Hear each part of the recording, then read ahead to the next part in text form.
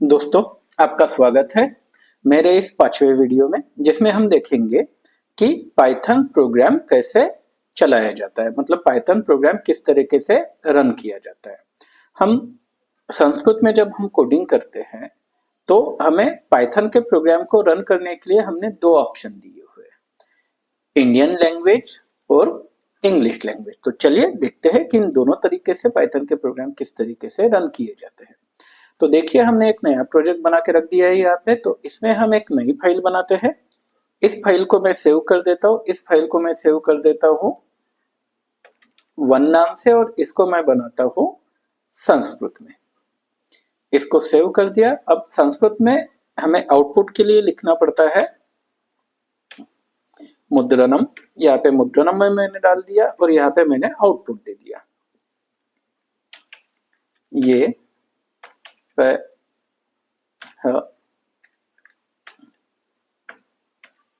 पहली हाँ फाइल है। इसका हमने आउटपुट दे दिया। ये पहली फाइल है। अब इसे अगर हम रन करते हैं तो हम दो लैंग्वेज में इसे रन कर सकते हैं, इंडियन लैंग्वेज और इंग्लिश लैंग्वेज। अगर हम इसे इंग्लिश लैंग्वेज में लेते हैं तो हमारा जो भी इनपुट और आउटपुट है वो पूरा का पूरा इंग्लिश में आएगा। जैसे देखिए, यहाँ पे मैंने ये लिख दिया है और इसे सेव कर दिया। अब इसे अगर मैं इंग्लिश लैंग्वेज में लेके रन करता हूँ तो हमारा जो भी आउटपुट है वो आउटपुट आएगा आपका इंग्लिश में। जैसे देखिए, मैंने यहाँ पे इसे कॉपी कर दिया। इसके नीचे मुझे एक आउटपुट इंग्लिश में चाहिए। तो अगर कोई आउटपुट मुझे इंग्लिश में चाहिए तो मुझे क्या करना पड़ेगा, ये जो इनटू इन्वर्टेड कॉमा है इसके सामने लगाना पड़ेगा मुझे टाई। ये टाई लगाते ही क्या होगा, जो भी हमारा इनटू इन्वर्टेड कॉमा के अंदर की चीज है वो हमारी चीज जो भी स्ट्रिंग है वो इंग्लिश में आ जाएगी। जैसे मैं यहाँ पे लिखता हूँ दिस इज फर्स्ट फाइल। इसे सेव कर देता हूँ। अब इसे अगर मैं इंग्लिश लैंग्वेज में रन करता हूँ तो मेरा जो आउटपुट है ये आएगा इंग्लिश में। मतलब जब भी आप अगर आपको प्रोग्राम करना है, जिस प्रोग्राम का पूरा लॉजिक आपको इंडियन लैंग्वेज में लिखना है, मतलब हिंदी, मराठी या संस्कृत में, तो हम कोडिंग हिंदी, मराठी और संस्कृत में कर सकते हैं। और उसका जो भी आउटपुट चाहिए वो आउटपुट हम चाहे तो इंग्लिश में ले सकते हैं, चाहे तो इंडियन लैंग्वेज में ले सकते हैं। जैसे ही मैं यहाँ पे इंडियन लैंग्वेज सिलेक्ट करता हूँ तो हमारा जो भी आउटपुट आएगा वो आउटपुट हमारा किस में आएगा, इंडियन लैंग्वेज में आएगा। आप चाहे तो कंबाइन भी कर सकते हैं, लेकिन हम जनरली किसी भी एक लैंग्वेज में ही इनपुट या आउटपुट प्रिपेयर करते हैं। अगर आपको इनपुट और आउटपुट इंग्लिश में चाहिए तो आप अपने इसमें पूरी की तरह पूरे आउटपुट जो है वो इस तरीके से देंगे कि जो भी इनपुट या आउटपुट आपको लेना है उस आउटपुट के सामने जो भी आउटपुट देना होता है वो हमेशा हमें स्ट्रिंग में ही देना होता है, डबल कोट के अंदर ही हमें देना होता है। तो जो भी डबल कोट हम लगाएंगे उसके सामने लगाएंगे टाई। इससे जो भी हमारा आउटपुट है वो हमें खुद इंग्लिश में भी दिखेगा प्रोग्राम लिखते वक्त, और जब हम इसे रन करेंगे इन इंग्लिश लैंग्वेज में लेके तो ये इंग्लिश में हमारा रन हो जाएगा। और अगर आपको कंप्लीटली हिंदी में प्रोग्रामिंग करनी है, कंप्लीटली इंडियन लैंग्वेज में प्रोग्रामिंग करनी है, तो आप कंप्लीटली इंडियन लैंग्वेज में भी प्रोग्रामिंग कर सकते हैं। मतलब आपका प्रोग्रामिंग का जो कोड है वो भी इंडियन लैंग्वेज में हिंदी, मराठी या संस्कृत में होगा, और साथ ही साथ आपका आउटपुट, अगर आपको इनपुट और आउटपुट भी आपको इंडियन लैंग्वेज में ही रन करना है तो हमें यहाँ पे लेना होगा इंडियन लैंग्वेज, और इसे रन करते ही हमारी जो भी आउटपुट है वो आउटपुट आ जाएगी हमारी इंडियन लैंग्वेज में। इसी के साथ साथ दूसरी एक चीज जो है रन करते वक्त इंपॉर्टेंट होती है वो है करंट फाइल। यहाँ पे दो ऑप्शन दिए हुए हैं, एक है करंट फाइल, एक है सिलेक्टेड फाइल। तो देखिए, कई बार हम जब प्रोजेक्ट बनाते हैं सॉरी कई बार जब हम प्रोजेक्ट बनाते हैं तो हमारी एक ही फाइल नहीं रहती, मल्टीपल फाइल रहते हैं। जैसे यहाँ पे आप देखिए, मैंने ये दूसरी फाइल बना दी, इसको मैंने सेव कर दिया। इसे भी संस्कृत में सेव कर रहा हूँ तो संस्कृत ले लिया यहाँ पे और इसको नाम दे दिया TW2। एक और फाइल बनाता हूँ, इसका नाम दे देता हूँ 3, और इसको भी संस्कृत में सेव कर देता हूँ। चौथी फाइल ले लेता हूँ, इसका नाम दे देता हूँ 4। इसको भी संस्कृत में सेव कर देता हूं। अब आउटपुट देता हूं। इसमें जैसे यहाँ पे है, ये पहली फाइल है, मैं यहाँ पे सेम आउटपुट दूंगा, यहाँ पे भी सेम आउटपुट दूंगा, यहाँ पे भी सेम आउटपुट दूंगा, बस आउटपुट में चेंज कर दूंगा। ये पहली फाइल है,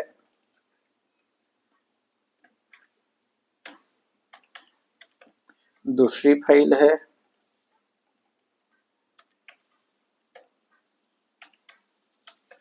तीसरी फाइल है,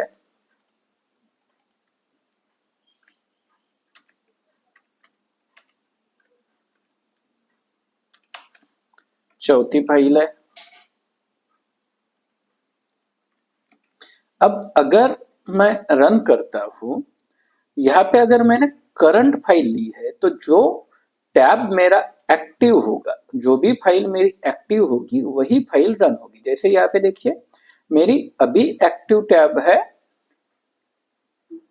2 नंबर की फाइल, ठीक है। तो अगर मैं इसे करंट फाइल लेता हूं और रन करता हूं तो रन होगा ये दूसरी फाइल है, मतलब जो भी हमारी करंट फाइल है वो रन होगी। अगर मैं तीसरी सिलेक्ट करता हूं और रन करता हूं तो ये रन होगा, ये तीसरी फाइल है। मतलब क्या होगा, अगर हम यहाँ पे करंट फाइल लेते हैं तो हमेशा जो फाइल एक्टिव है उस फाइल से आपका प्रोजेक्ट क्या होगा, रन होगा। लेकिन कई बार जब हम बड़ा प्रोजेक्ट बनाते हैं तो हमारा स्टार्टिंग पॉइंट एक ही होता है। हम हमेशा ऐसे नहीं करते कि अगर मेरे यहाँ पे 25 फाइल है तो मैं जो फाइल रन करना है उसे सिलेक्ट करूँ और रन करूँ, ऐसा जनरली नहीं होता। जब हम प्रोजेक्ट बनाते हैं तो एक फाइल से हमारी स्टार्टिंग होती है। तो अगर मैं यहाँ पे ये लेता हूँ, एक नई फाइल बना देता हूँ स्टार्ट, और इसको संस्कृत में सेव कर देता हूँ और इसमें आउटपुट दे देता हूँ शुरुआती फाइल।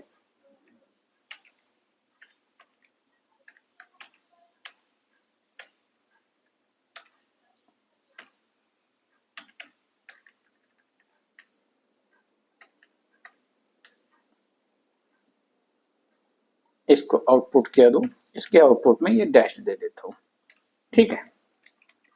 अब अगर मैं करंट फाइल लेता हूं तो ये फाइल रन हो जाएगी।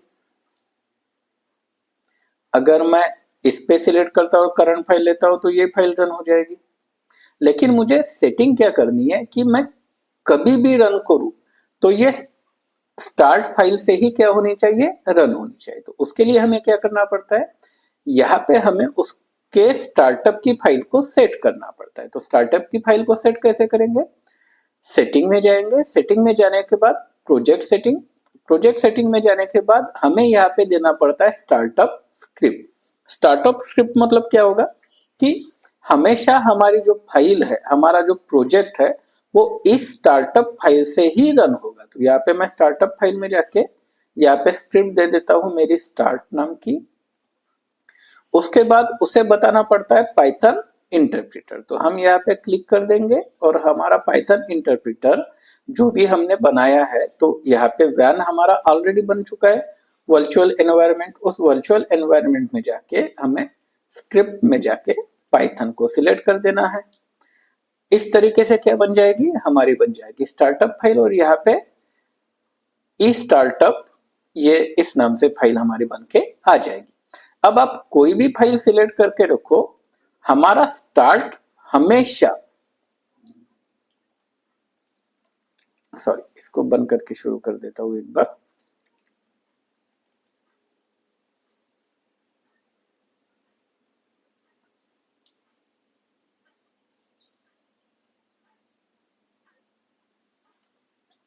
अब इससे क्या होगा, आपकी कोई भी फाइल शुरू हो, जैसे आपकी ये शुरू है, ये शुरू है, ये शुरू है, ये शुरू है, ये शुरू है, आपकी कोई भी फाइल शुरू हो, रन हमेशा कैसे होगा, अगर आप सिलेक्ट फाइल करते हो तो रन हमेशा होगा आपका स्टार्टअप फाइल से। मतलब अब मेरी फाइल एक्टिव है 2 नाम की और यहाँ पे मैंने सिलेक्ट फाइल ले लिया है, तो हमारा जो स्टार्टअप फाइल है उससे रन हो जाएगा। तो यहाँ पे अगर मैं रन करता हूँ तो क्या होगा, मेरा रन हमेशा स्टार्टअप से होगा। और